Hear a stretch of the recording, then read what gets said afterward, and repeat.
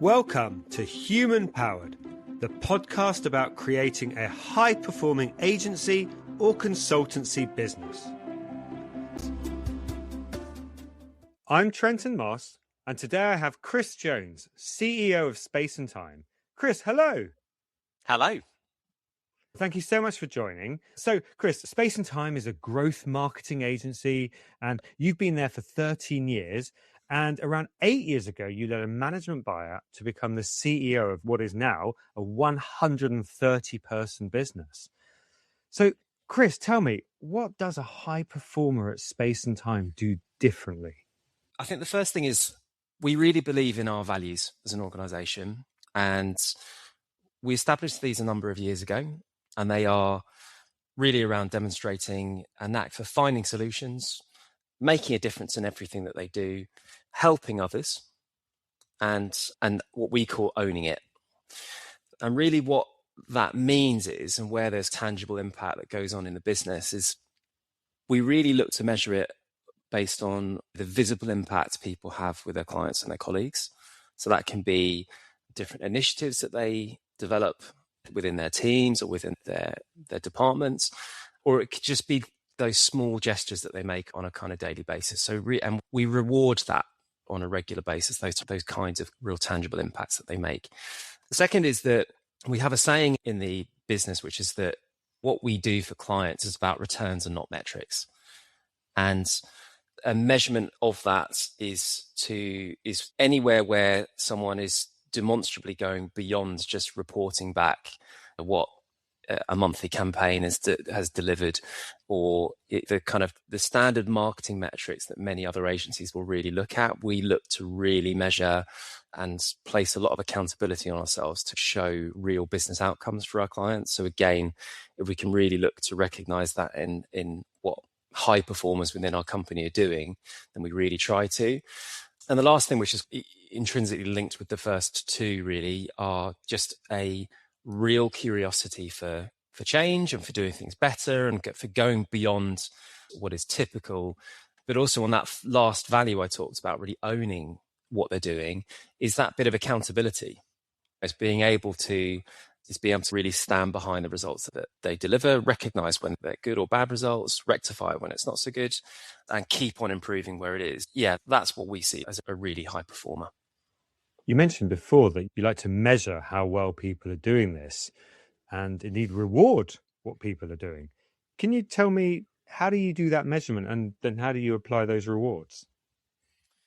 One of the first things is that as a growth marketing agency, we had to put a lot of effort into really what does that mean? Because it's not that well-known, growth marketing. It certainly wasn't 6 or 7 years ago. When we did it, we really had to put our own stamp on what we felt growth marketing was, and all of the values and the behavioral characteristics I've just gone through are what underpin that. We put a lot of effort into communicating that across the agency. So what we try to do is every month we allow people to nominate what we call growth marketing heroes, and it can be anything from someone's really helped someone else because they fixed a printer problem in the office, right the way through to support on this amazing strategic project for a prospective client. So we really look to reward it through recognizing it as these growth marketing heroes, and naturally there's a voucher for their troubles. But I actually think that what people really value is the recognition by their colleagues, the respect from their colleagues as a result. So I really do think that works. The second is that we place an awful lot of value in terms of measuring our client impact. And that's not just the results, but that's also net promoter score. That's regularly measuring what we do for clients. Is it up to the level that we want it to be? And it's amazing. And it's actually one of the best parts of my job is seeing these reviews come back from clients or having conversations with clients, and they'll specifically name people and the impacts that they've had on their business as a result. And we record all of these and we share them as a group. So on the monthly basis, we make a real effort to, both in terms of their colleagues, giving them a shout out, but also because we place so much value on what clients are saying, we also just really hero that too. So it feels like the biggest reward that people get is just recognition across the business. When you're really trying to drive through changing through a business and you're trying to really take the business in a certain direction, which is all in a people business, it all comes from the culture of the agency. So it always links back to those values I've said right at the beginning. We have to make this conscious effort at all times to just keep banging that drum and recognizing what is really great stuff and giving people all of the support to be able to do the same and the encouragement to be able to do the same and make mistakes. And that's, I'd like to think it's articulated not just around the kind of leadership team that I'll communicate with on a really regular basis, but also it really trickles down throughout the company in every area. So we've had to make a really conscious effort to keep that drumbeat going, and it has paid off. It has delivered results. So obviously you've got your growth marketing hero. Every month they get nominated. Tell me some of the other things that you're doing, some of the practical things that you're doing to make sure that those values do indeed trickle down and you've got that drumbeat to constantly remind people about those values. Probably the most demonstrable things I can really point to are, first and foremost, when anyone joins the agency, there's a thoroughly curated onboarding journey of every different thing that, from particularly around the leadership team, but also different people from different departments, what they do, why they do it, and why they're passionate about it. And the feedback I have from people that join the agency, actually, generally speaking, is they feel incredibly welcome. They feel incredibly clear about what the business's mission is, and it's incredibly consistent across so many different teams and individuals. So I think that drumbeat that we've talked about, again, really making sure that it's echoed in terms of how we recruit and how we onboard. We also have our Space Academy program. This is our in-house training and development program that we have. And every time anyone is creating something or doing something differently or really pushing forwards and taking the agency in a certain direction, we allow people to really talk about that journey they've been on so that others can learn from that. So there's an in-house space, what we call a Netflix style space, where people can go and they can log in and access this great content. So it's not just having specialist practitioners talking about backlinks in SEO. It's also people really learning from kind of journeys that people have been on. In any agency, you've got to really, success for many agencies, I think, in a people business, because it's so fast moving and we put so much value on bringing the best talent into the agency and developing the best talent in the agency. You've got to try and make sure that the pace the agency is growing and developing as fast, if not faster, than the talent within it. And that's in a really positive way, because if the agency can't keep pace with the best talent, then there's a degree of inevitability that at some point those people will leave. So we have to put so much in growing the business and doing really great things. I think it's the byproduct to that is we create really good talent. We have great talent always coming through. And so those kind of practical measures, I think, is what really contributes to that. A good example that we've got, and he's regularly called out as a growth marketing hero. I'm not at all surprised when I see his name on the list, but we have a member of the team called Tilton in our London office. And he initially joined the agency in social media roles, but he has really gone on to forge a path around creative automation and AI-driven creative, what we call performance creative within our agency and for our clients. Because at the moment he's part of a small team, he is a real spokesperson for this new capability, this new solution that we offer to our clients. He can go on there and he can give everything from, guys, here's our 2-year roadmap of new tools and new solutions that we've got coming in our AI creative studio, which is going to be an amazing thing for you to take to your clients. These really great innovations that are going to make you look great in front of your client, right the way through to here's a tutorial to really quickly set up a campaign in Canva or something. He regularly will use that forum to be able to skill and share. And he's a really good example, but he's one of so many across so many different areas of the business that use this forum to do this. So yeah, that's just one example. I could be here all day listing them. But it's so brilliant that you give the team the forum to be able to do that, to be able to communicate internally and to share the things that they're up to that are going to benefit other people across the business. And it's interesting there that you talked about Tilton and he's forging your path around, I think you said creative automation and AI driven creative. And I know that as a business, you got really serious about AI quite early on, before the majority of other agencies. What was it that you did early on to give yourself that advantage? There was a bit of an alignment of the stars, really, in that my younger brother, Piers, was working on behalf of the government at Meta. And a big part of his role was around early stage AI policy for the government. So he knew a thing or two around AI. Now, unfortunately, he was one of the victims of the job cuts that were made, but we spotted an opportunity for him to come in and really think about what's the 10-year plan for AI in this agency. What is the strategy? What do we actually believe in? How can we develop a real belief system around it? How can we use it responsibly? How can we give people confidence? These were all really important briefing notes for peers to really think about. So we brought him in to come in and develop this. And he spent about 3 months talking to everyone in the agency to really understand why AI is going to be really important and where we want to take it and what's authentic to us. We definitely felt that AI was really about how it becomes a multiplier of talent and how we really become an AI enabled business rather than an AI native business. I think that's important. If we can really start to measure what we call 1 + 1 = 3, can we actually really use AI to multiply the positive impact that we can have in everything that we can do? So Piers came in, he developed that framework. We're probably 3 or 4 years into that journey now. Hasn't always been straightforward. Broadly speaking, the kind of direction of travel that we set out in has played true. And I think it's really helped us too, because one of the biggest things that I would say to anyone that's going on a journey with adopting AI and trying to scale AI in their organization, particularly in an agency business, is you have to give your people confidence. If you don't give them confidence around a piece of technology, which could be viewed negatively, adoption will not be achieved at the rate that you want it to. It will not scale within your organization, however many policies and frameworks or strategies you put together. So you have to find a way of giving the people confidence to use it. And I think, again, although we didn't get that perfect on day one, I really feel like we're motoring ahead now with it. Talk to me more about that, giving the team confidence. What were some of the things you did that really worked and enabled that? And what were some of those big mistakes you made along the way? Any CEO or leader, I think if they're being genuinely honest, is going to hold their hands up and say there were some mistakes made. And I'm absolutely one of those.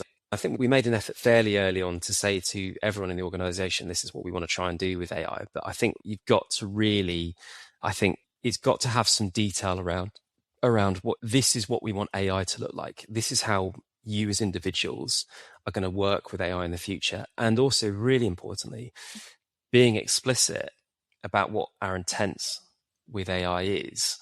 And I think that in being really indiscreet about the fact that we don't see AI as something that's taking anyone's jobs. That's really important because, and I can appreciate it, how it could be perceived in that way. But what we're trying to do is we recognize what the really great things that we do within this company are. We realize the big impact that we can have and the difference that we can make. It all goes back to those values again, that big impact that we can have for our clients. And what we're trying to do is to really break down how every individual across every department can have those impacts and what's holding them back from doing that every single day. And the things that are holding them back, that's where we're really focused around AI. Because if we can actually really augment those human interactions and increase the amount of positive impact we as humans can have on our organization and others, then it's going to be an amazing outcome for everyone. And going back to your question, Trenton, I think what we've tried really hard to do is articulate that vision. So just to be really clear about what that vision is and how it's going to look for them. And I think slightly tangentially, but I always like to think that if there's ever mistakes made, like I said, I'll always hold my hands up. And I think that was probably the difference. That was the gap in terms of Piers. My brother came in. We had this amazing long 10-year plan and framework and strategy for what we wanted to do. with AI, but it took us a little bit of time to really get what this looks like across every single individual in the organization, what we want it to look like, and how to articulate that vision so clearly to them. But when there's that kind of clicking point, when it all kind of locks together and people can really see it, that's where you get the innovation. And that's where you get people saying, I've got an idea as to how we can use AI to do this. And I'm gonna really look to push my line manager to develop this skill within the agency, and I'm going to lead it, and I'm going to talk about it, and I'm going to be that growth marketing hero. So we're at that point now where it's like an innovation engine within the agency now, because people have so much confidence around it. They have so much belief around the vision that on a daily basis now, it's like people just throwing ideas around, and it's the best environment possible for an agency to be in. So I feel like we're in this amazing space at the moment where AI is only bringing positive impacts to the company now, genuinely, because there's so much new stuff and so many possibilities that people can bring to it. Wow. And where you're at with it is indeed so different to so many other businesses, because so many businesses are grappling with, we don't know where this is going. And so they're finding it really hard to present that vision. And it sounds like what you did was really diligently take your time to work out that 10-year plan and that 10-year vision. And whilst you don't know exactly where it's headed, you've at least got a plan and a vision, and you can flex and change it along the way. And everyone knows you're going to flex and change it, because we all know we don't know exactly where it's going, but you still have a plan that you've communicated. Well, you're absolutely right, Trenton. And I think this is where there's no substitute for communication across the agency. If plans change, the worst thing that you can do is sit on it and not say anything until it's too late. If you feel that we need to change, then the best thing that we can do is just keep up that regular communication. And that's where I think we've very deliberately developed a communications plan within the agency that gives people that platform to be able to regularly communicate, myself included, around what we're trying to do, why we're trying to do it, why it's very closely related to our purpose as a company. There is no doubt, the one thing you know about a 10-year plan is that it will never, ever be as you expect it to be in 10 years' time. But the important thing is, as regularly as you can, checking in, having a pit stop, but every time making sure that we communicate to across the agency what we're trying to do, where we're going.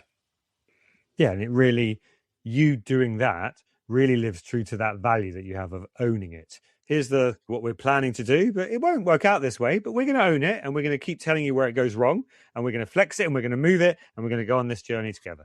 This is obviously big change that's affecting every business. And I guess another big change that you went through was when you bought the business in 2018.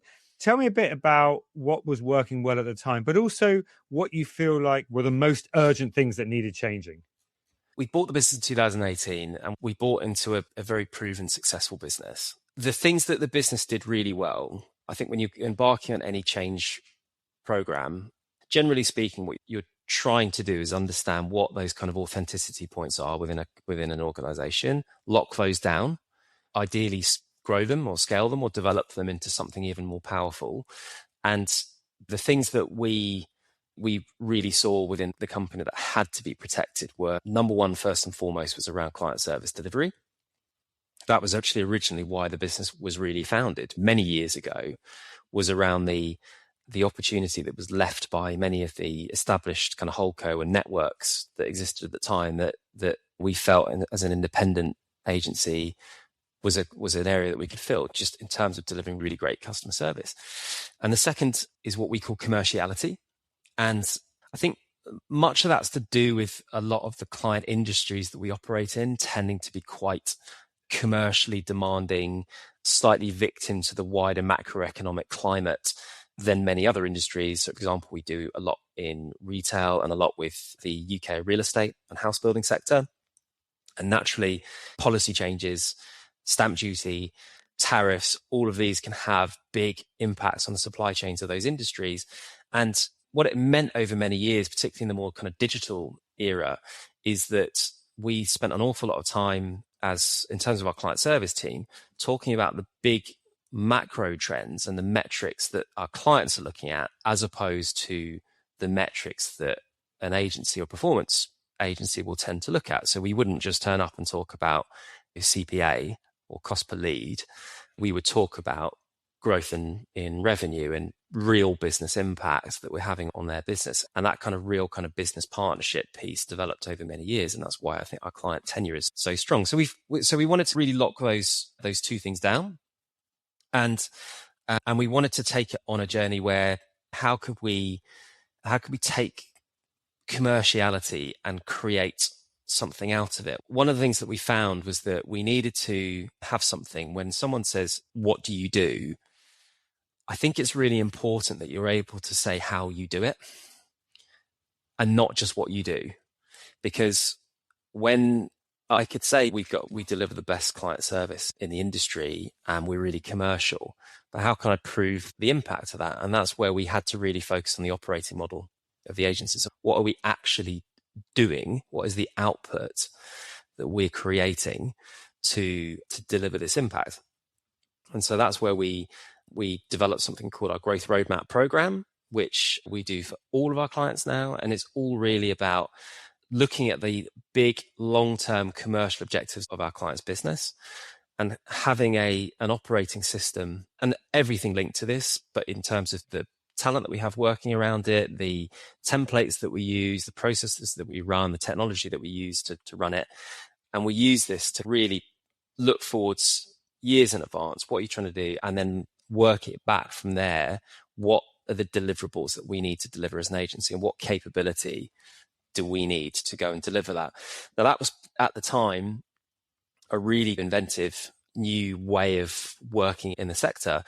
And that's the first thing that I think has really helped us in delivering that change, because we had to work really hard to build out and design what this operating system looked like, but then to operationalize it, to get people to buy into it, to upskill and train people to do this effectively, to understand what type of technology and what type of application of technology fits into this system to make it work really well. And obviously that's always moving too, because agentic AI now is a massive part of that, how we can use AI models and agents to actually expedite some of these work streams that we've got going in this roadmap program. In going on that kind of, how do we instill change in the organization? I think the first thing, as I say, was really to focus on not just what do we do, but how do we do it, and to work from the bottom up to go and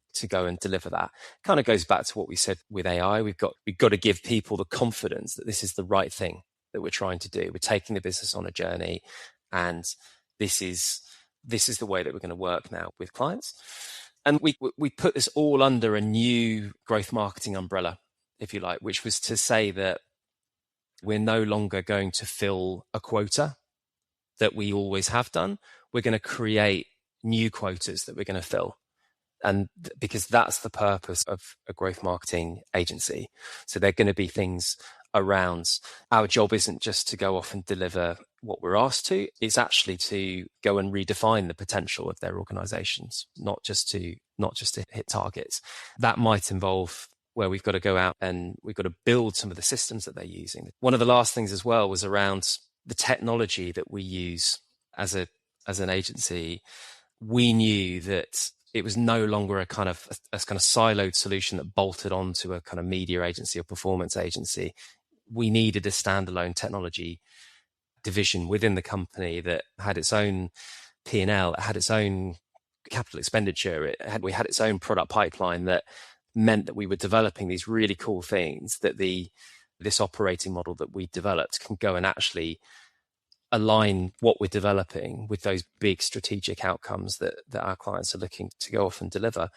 In a nutshell, those were the three pillars that we had. And we worked really hard to go off and to roll these out across the agency and to communicate as much as possible. But we did bring in third parties to help with some of this work. So we had a business model consultant that came in, and she spoke on a number of occasions, particularly to our leadership team, just around giving legitimacy and a kind of almost just a sort of third party stamp of approval around, look, this is the right thing to be doing. And the leadership team of Space and Time are really thinking in the right way. We also brought in a PR consultant to help in terms of a kind of that profile piece and really to land it amongst the kind of the key trade press. And the last thing was that we actually brought in a sort of self-coined, what he called an uncertainty expert. So he came in on 2 occasions actually to talk to the whole company around being comfortable with change. And there were various kind of methods to it. In summary, there were lots of big strategic changes across the agency. It was all rooted into those kind of core fundamentals from the original agency, that client service delivery and that commerciality. But then as we rolled it out, again, really thinking about how we can give everyone across the agency, all of the people, enough confidence to really look at it and think, this is really exciting. I really buy into it. And it gives them a platform to innovate from, I think, that clarity. Chris, thank you so much for sharing all this, because it sounds like you've solved an age-old problem that so many agencies have, which is we're doing great work for our clients, but we really need to be adding significant value to them as a business. We need to be doing more than just hitting quotas for targets. We need to be helping their businesses to grow. And most agencies know they need to do this, and most agencies struggle to achieve that. So, Chris, I'm curious, with this process, you can talk about it in a reflective way now, but I'm sure at the time there were lots of challenges. In particular, I'm curious, were there some people who really struggled with this change? And what was your approach to that? So I think there was in some cases, but I think if we were really reflective as a leadership group, again, it goes back to, I think we've got the humility to say there were probably things that we could have done better. There always are.